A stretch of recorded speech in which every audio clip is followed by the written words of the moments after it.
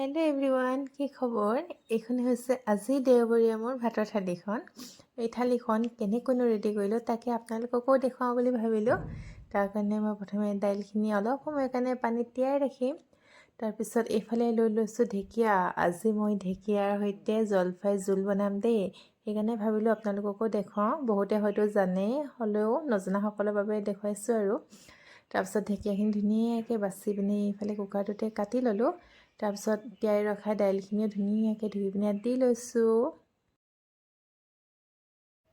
তাৰপিছত সোৱাদ অনুসৰি নিমখ, হালধি দি দিম। তাৰপিছত আদা নহৰু অলপমানো থেতেলিয়াই দি লৈছোঁ দেই। বইল দাইলখনত যদি আদা নহৰু অকণমান থেতেলিয়াই দিয়ে তাৰ সোৱাদেই বেলেগ হৈ যায়, খাবলৈ যে কি মজা লাগে।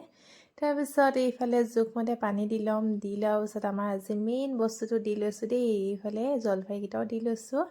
দি লৈ তাৰপিছত ইয়াতে মান ধনিয়া অলপমানো কাটি দিম। মান ধনিয়াও ভাল লাগে দাইলত দিলে, ধনিয়াও ভাল লাগে, মান ধনিয়াটো কিন্তু মোৰ বেছিয়ে প্ৰিয়। তাৰপিছত এইফালে কুকাৰৰ ঢাকনিখন বন্ধ কৰি ইয়াক গেছত ধুনীয়াকৈ 3টামান চিটি মৰাই ল'ম। দাইলখিনি হোৱাৰ পিছত হেতাৰে দাইলখিনি ধুনীয়াকৈ ঘুলুকি ল'ম। তাৰপিছত ইয়াতে দি লোৱা জলফাইকেইটাও উলিয়াই এটা বাতিত ধুনীয়াকৈ পিটিকি লৈ ইয়াতে মিলাই দিম। তেতিয়া দাইলখিনি খাবলৈ আৰু বেছি টেষ্টি হ'ব। তাৰপিছত এইফালে এখন কাঁহী লৈ লৈছোঁ।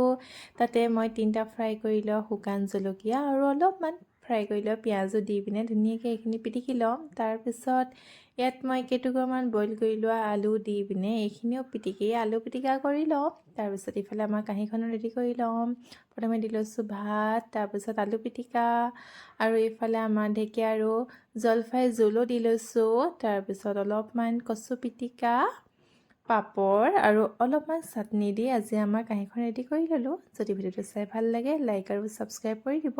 আজিলৈ আহিছোঁ, বাই।